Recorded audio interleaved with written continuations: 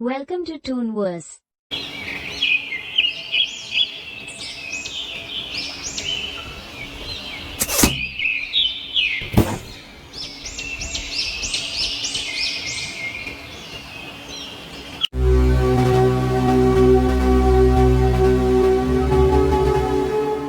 माँ, अब तो मैं बहुत परेशान हो गई हूँ। राजा को अपनी निशानेबाजी पर इतना ही घमंड है कि अपने शौक के लिए अक्सर मासूम पक्षियों की जान ले लिया करते हैं। वो मानते हैं कि दुनिया में उससे ऐसा तीरंदाज और कोई नहीं है। और तो और माँ, वो अपना तारीफ खुद ही अपने मुंह से करना पसंद करते हैं। अपने इस शौक की वजह से वो राजपाट के कार्यों को भी ठीक से नहीं देखते। सारा राजपाट मंत्रियों और वाजिर के सहारे ही चल रहा है। अब तुम ही बताओ माँ, मैं क्या करूँ? तू फिक्र मत कर बेटी, मैं इस मुसीबत से तुझे निकाल लूंगी। बस तू ठीक वैसे ही करना जैसे कि मैं तुझे समझाती हूँ। सुनो बेटी, इस बार जब राजा तुमसे अपने निशाने के बारे में पूछे तो तुम ये कह देना। उसके बाद माँ अपनी बेटी के कान में एक योजना बताने लगी। सारी योजना सुनने के बाद बेटी ने कहा, बहुत अच्छा माँ, मैं ऐसा ही करूँगी।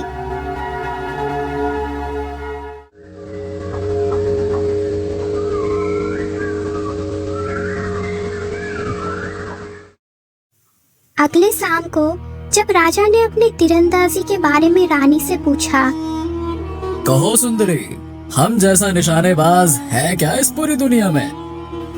अगर आपको बुरा ना लगे तो मैं अपने दिल की बात कहूँ।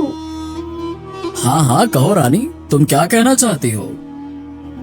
तो महाराज सुनिए, अगर आप जानना चाहते हैं कि इस दुनिया में आपसे बेहतर तीरंदाज कोई है या नहीं, तो आपको इसके लिए पूरी दुनिया घूमनी होगी। घर पर बैठे बिठाए तो आपको अपने से अच्छा तीरंदाज मिलने से रहा नहीं। अगर यही बात है तो फिर ठीक है, मैं अपने से अच्छा निशानेबाज ढूंढने के लिए आज ही निकल जाता हूँ। लेकिन मुझसे अच्छा तीरंदाज अगर कोई ना हुआ तो आप जो कहेंगे मैं करने के लिए तैयार हूँ। ठीक है सुंदरी, तो सुनो, अगर मैं जीत गया तो तुम्हें मुझे सबसे अच्छा निशानेबाज मानना होगा, और अगर तुम जीती तो मैं 1 साल तक तुम्हें अपनी सूरत नहीं दिखाऊंगा। बोलो, मंजूर है? मुझे मंजूर है।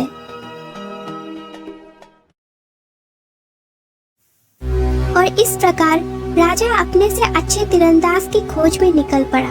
वो 1 सप्ताह तक यूं ही भटकता रहा। आखिर एक दिन उसे एक आदमी दिखाई दिया जिसके हाथ में धनुष बाण था। उसे देखते ही राजा ने सोचा, अरे वो कौन खड़ा है? उसके हाथ में धनुष बाण भी है। चलो, इतने दिनों बाद कोई दिखा तो सही, चलकर उसी से पूछता हूँ।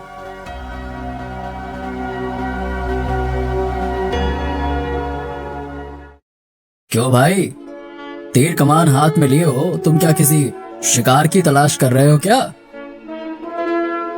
शिकार तो मैं कर चुका हूँ भाई, अब तो उसके नीचे गिरने की राह देख रहा हूँ। मगर तुम कौन हो? मैं बुद्धराज हूँ और अपने से बड़े किसी निशानेबाज की तलाश में निकला हूँ। लेकिन तुमने नहीं बताया कि तुम हो कौन और शिकार के गिरने से तुम्हारा क्या मतलब है? सुनो मित्र, मेरा नाम धनुषराज है। शिकार गिरने में तो अभी काफी समय पड़ा है। तब तक तुम मुझे ये बता डालो कि निशानेबाजी में तुमने क्या क्या तीर मारा है, जो तुम अपने से किसी बड़े निशानेबाज की तलाश में इस तरह से जंगल जंगल घूम रहे हो हैं?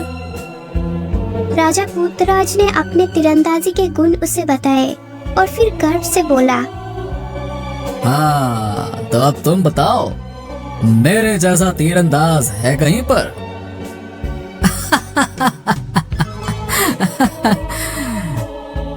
तुम हंसते क्यों हो भाई? मैंने कोई मजाक तो नहीं किया? अरे अच्छा होता कि ये सचमुच ही मजाक होता। अफसोस है कि तुम शर्त हार गए हो। अब तुम्हें 1 वर्ष तक अपनी पत्नी और घर से दूर रहना होगा। अभी वो दोनों बातें कर ही रहे थे कि तभी जमीन पर एक पक्षी आकर गिरा, जो कि घायल था और उसके शरीर पर एक बाण लगा हुआ था। उसे देखते ही धनुषराज ने कहा, आ गया मेरा शिकार, ये देखो। राजा पुतराज ये सब देखकर बहुत ही हैरान था। वो मन ही मन सोचने लगा, ये मैं क्या देख रहा हूँ? ना तो इसने मेरे सामने शिकार किया और ना ही कोई तीर चलाया। फिर तीर से घायल ये पक्षी यहाँ पर कैसे आकर गिर पड़ा? ये सब क्या करिश्मा है भाई? मेरी तो कुछ भी समझ में नहीं आ रहा है। कैसे हुआ ये? मेरा नाम धनुषराज यूं ही नहीं है, जानते हो? इस पक्षी को मैंने 30,000 फुट की ऊंचाई पर यहाँ से 1 मील दूर से तीर मारा था। मुझे इसके गिरने के स्थान का पूरा पूरा अनुमान था, जो कि बिल्कुल सही निकला। अगर तुम्हें मेरी बात का यकीन ना हो तो पक्षी पर लगे हुए तीर से मेरे तरकश में रखे हुए तीर को मिलाकर देख लो, तुम्हें यकीन हो जाएगा। राजा ने पक्षी पर लगा हुआ तीर निकाला और फिर धनुष राज के तरकस का एक तीर लिया और दोनों को मिलाकर देखा। दोनों तीर तो एक से ही हैं। इसका मतलब कि मैं शर्त हार गया और शर्त के मुताबिक अब मुझे 1 वर्ष तक अपनी पत्नी को अपना मुंह नहीं दिखाना है। फिर क्यों ना मैं धनुष राज के साथ ही रहूं। इसके साथ रहकर मैं धनुर्विद्या में और भी माहिर हो जाऊंगा। भाई, मैं मान गया तुम्हें। तुम सचमुच में ही मुझसे 1000 गुना अच्छे तीरंदाज हो। मैं चाहता हूं कि तुम मुझे अपना शिष्य बना लो और इस प्रकार मैं 1 वर्ष तक तुम्हारे साथ ही रहूंगा। वाह, मुझे भी तुम जैसे किसी व्यक्ति की तलाश थी। शिष्य तो नहीं, बल्कि मैं तुम्हें अपना मित्र बनाकर अपने साथ रख सकता हूँ। मुझे मंजूर है। तो फिर चलो, मैं तो दुनिया देखने के लिए निकला ही था। अब तुम्हारा साथ पाकर समय आसानी से गुजर जाएगा।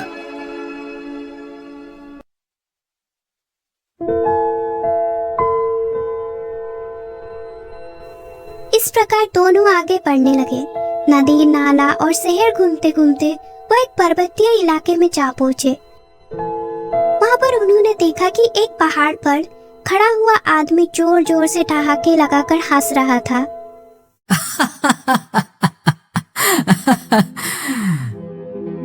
ये देखो, ये पर्वत पर आदमी कौन खड़ा है और इस प्रकार से वो हंस रहा है?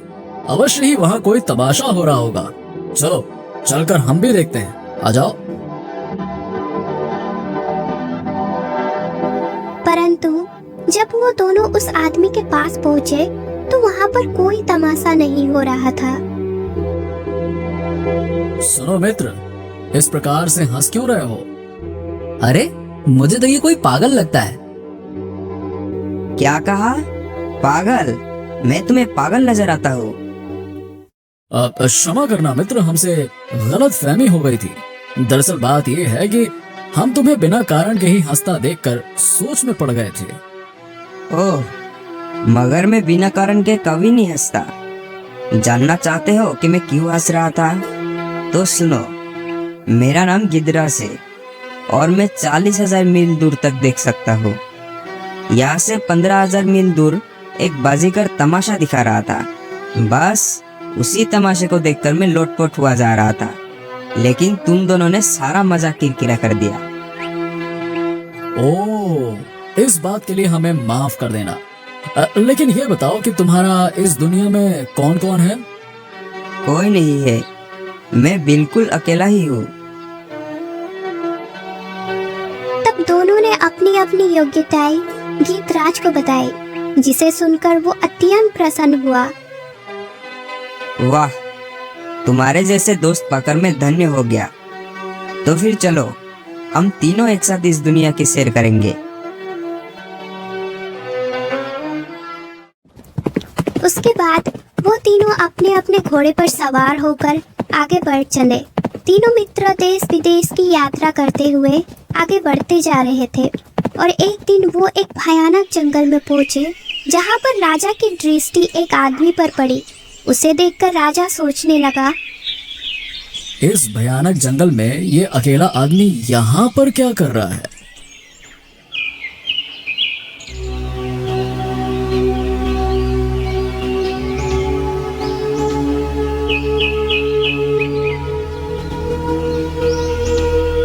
अब क्यों मित्र, इस भयानक जंगल में तुम क्या कर रहे हो? अरे लकड़ी काटते काटते अच्छी लकड़ियों की खोज में मैं अपने घर से 40,000 मील दूर निकल आया हूँ। यहाँ काफी सूखी लकड़ियाँ मिल जाएंगी मुझे। क्या सिर्फ लकड़ियां काटने के लिए 40,000 मील दूर निकल आए?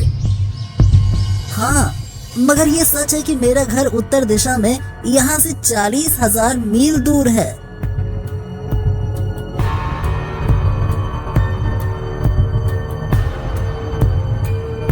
तुम अवश्य ही हमसे मजाक कर रहे हो। भला ऐसा भी कभी हुआ है क्या? और फिर तुम्हारे पास तो कोई घोड़ा वगैरह भी दिखाई नहीं पड़ता। मुझे घोड़े की क्या ही जरूरत है। मैं तो घोड़े से भी 100 गुना तेजी के साथ दौड़ सकता हूँ। 1000 मील में 1 ही मिनट में तय कर लेता हूँ। मेरा नाम धृतराज है। तुम कितना सच बोल रहे हो ये अभी पता चल जाएगा। दोस्त गिद्धराज, जरा देख कर बताओ कि धृतराज सच बोल रहा है या फिर नहीं। अभी देखता हूँ। उत्तर दिशा की ओर 40,000 मील दूर एक नीम का पेड़ है। उस पेड़ की छाया में सिर्फ एक ही मकान बना हुआ है, वही मेरा मकान है। इसके बाद वो सभी आपस में एक दूसरे को अपने अपने गुण बताने लगे। सबके गुण जानने के बाद वो बोला, मित्रों, घर में मैं अकेला पड़ा मैं बिल्कुल उदास हो जाता हूँ। क्या तुम लोग मुझे अपने साथ रख सकते हो? हाँ हाँ, क्यों नहीं मित्र, हम लोग दुनिया की सैर पर निकले हैं। तुम भी साथ में रहोगे तो और भी ज्यादा मजा आएगा। इस तरह से वो 3 से 4 हो चुके थे।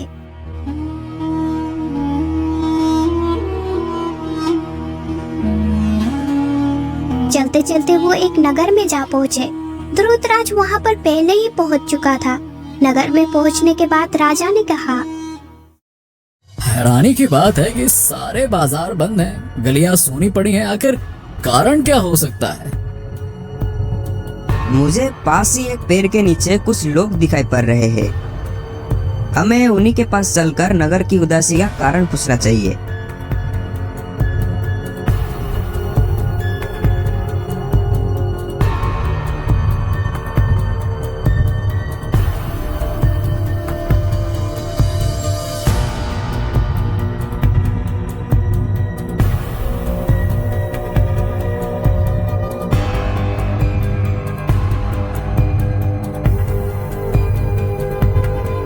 कुछ ही पलों में वे उस पेड़ के नीचे जा पहुँचे, जहाँ पर एक बुजुर्ग आदमी उनसे मिला। मित्र, आप लोग कौन हो? हम तो मुसाफिर है बाबा। नगर में उदासी छाई देखी तो कारण पूछने के लिए आपके पास चले आए। हमारे राजा का एक ही लड़का है, मगर इस समय वो एक भयानक बीमारी का शिकार है। इसका इलाज इस शहर से 20,000 मील दूर एक अमृत झरने का पानी है। वैद्य जी कहते हैं कि अगर शाम तक अमृत झरने का पानी राजकुमार को ना पिलाया गया तो फिर उसे कोई नहीं बचा सकता। इसके लिए महाराज ने एक शर्त भी रखी है कि जो कोई भी वो पानी लाएगा उसके साथ राजकुमारी का विवाह करके उसे आधा राज्य भी दे देंगे। ओह, तो ये बात है। चारों दोस्त आपस में सलाह मशवरा करने लगे और फिर कुछ देर बाद वे उस आदमी से कहने लगे, हमें अपने राजा का महल दिखाओ, हम वो जल 1 घंटे से भी पहले ला सकते हैं।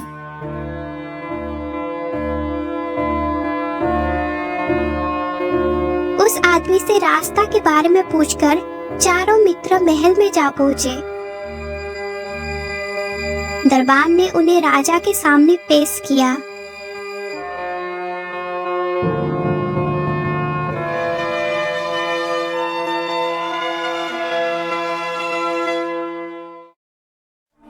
हमें तुम्हारी बातों पर यकीन तो नहीं आता, मगर फिर भी हम तुम्हें इस शर्त पर जाने देंगे कि अगर तुम असफल हुए तो तुम्हारे बाकी मित्रों का सिर काट दिया जाएगा। बोलो। मुझे मंजूर है महाराज। उसकी ये बात सुनकर बाकी तीनों मित्र हैरान थे। तब धनुष राज बोला, हमें ये शर्त मंजूर नहीं है। अगर किसी कारण से तुम्हें रास्ते में देर हो गई तो बेकार में ही हमें अपनी जान से हाथ धोना पड़ेगा। नहीं नहीं नहीं नहीं नहीं, ऐसा नहीं होगा। मुझे अपनी चाल पर पूरा भरोसा है। अगर समय पड़ने पर मित्र ही मित्र के काम नहीं आएगा तो कौन आएगा? यदि तुम्हें यह शर्त मंजूर नहीं है तो मुझे मंजूर है। मित्र, तुम जल्दी से जाओ और वो जल लेकर आओ। फिर बुद्धराज से रास्ता की जानकारी प्राप्त करके ध्रुतराज अमृत कलश की ओर दौड़ पड़ा। कुछ देर के बाद गिद्धराज ने उसे देखना आराम किया। तब राजा बुद्धराज ने कहा, प्रिय मित्र गिद्धराज, जरा देखकर बताओ कि धुतराज इस समय कहाँ पर है और झरने से कितनी दूर है। लो, वो तो झरने तक जा भी पहुंचा और अब पानी भर रहा है। मगर अरे ये क्या? जिस वृक्ष के नीचे बैठा ध्रुतराज झरने का पानी एक लोटे में भर रहा है, उसी वृक्ष से एक भयानक अजगर उतरकर उसकी तरफ बढ़ रहा है। तभी धनुष राज ने अपना धनुष और तीर संभाला और कहने लगा, क्या तुम उस अजगर की मुझे सही सही स्थिति बता सकते हो? मैं अपने तीर से हजारों मील दूर बैठे उस अजगर को खत्म करने की कोशिश करूंगा। बताओ।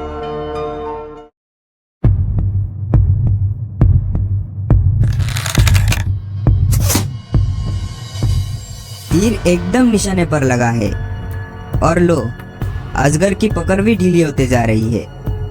बस अब कुछ ही क्षणों में वो पहुंचने ही वाला है। कुछ देर बाद ध्रुतराज तेज गति से भागता हुआ महल में आ पहुंचा। उसके हाथों में एक कलश था जिसमें उस झरने का जल भरा हुआ था। वेद जी ने राजकुमार को अमृत झरने का जल पिलाया। जल पीने के बाद राजकुमार ने कहा, मैं बिल्कुल ठीक हो गया पिताजी।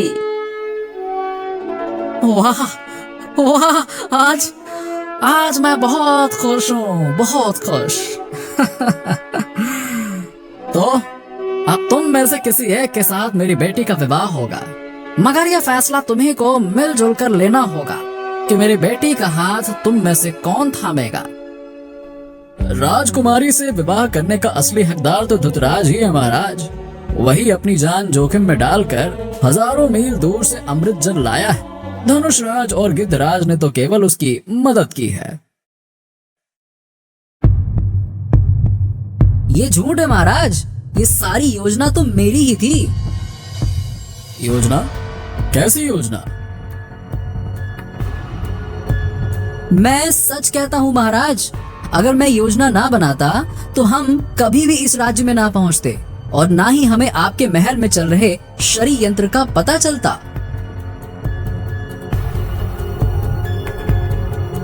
सुनिए महाराज, हम तीनों में से किसी में भी कोई विशेष योग्यता नहीं है।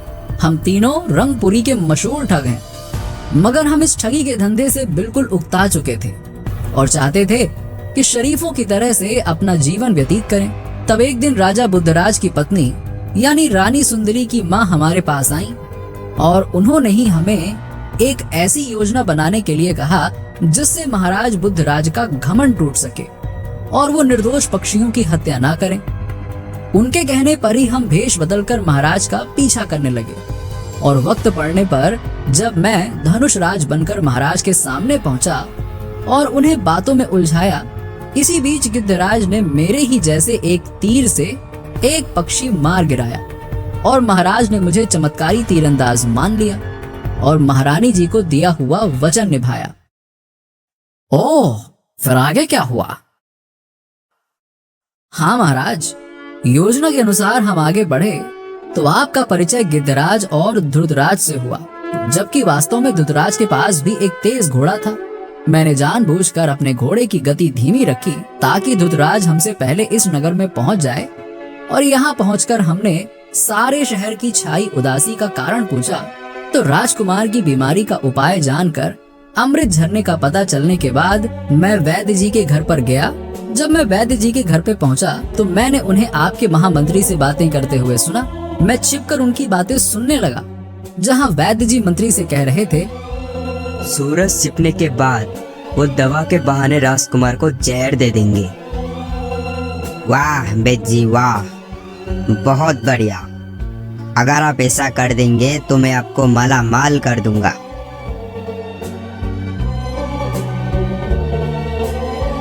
मुझे ये समझते हुए देर न लगी कि ये षड्यंत्र महामंत्री और वैद्य का रचाया हुआ है। महामंत्री के जाते ही मैंने वैद्य को अकेला पाकर दबोच लिया और डराने धमकाने पर उसने सारा सच मुझे बता दिया कि यह सारा खेल महामंत्री का रचा हुआ है। मैंने वैद्य से राजकुमार की बीमारी को ठीक करने की दवा हासिल कर ली और उसके बाद की सारी कहानी तो आपके सामने ही है। तो सच्चाई ये है कि राजकुमार को नगर के ही एक कुएं के पानी में दवा मिलाकर पिलाई गई है, जिससे राजकुमार स्वस्थ हो गए। वो सारी कहानी झूठी थी जो गिद्धराज ने आपको सुनाई थी।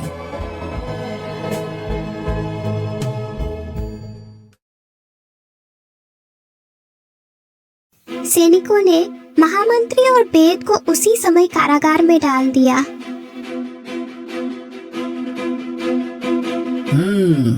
तुम्हारा फैसला अब स्वयं राजकुमारी ही करेंगे।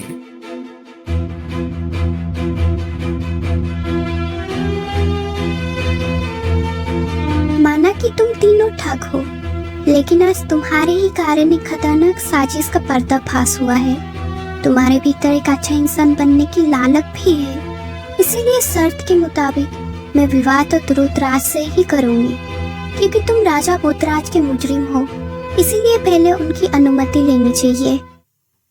राजा पोतराज का घमंड अब चूर चूर हो चुका था। उसने इसके लिए कोई आपत्ति नहीं की। इसके बाद राजा भूतराज ने धनुष राज और गिद्धराज को अपने विशेष सहयोगी नियुक्त कर लिया और वापस महल लौट आया। महल लौटने पर राजकुमारी महाराज को देखकर बहुत ही प्रसन्न हुई। रानी, अब हमें समझ में आ चुका है कि निर्दोष पक्षियों को अपने शौक के लिए मारना ठीक बात नहीं है। अब से हम तीरंदाजी तो करेंगे, लेकिन साथ ही साथ अपने राजपाट का भी पूरा ध्यान रखेंगे और किसी भी निर्दोष पक्षी की हत्या नहीं करेंगे। इसके बाद राजा भूतराज और उनकी रानी एक शांतिमय और सुखमय जीवन बिताने लगे।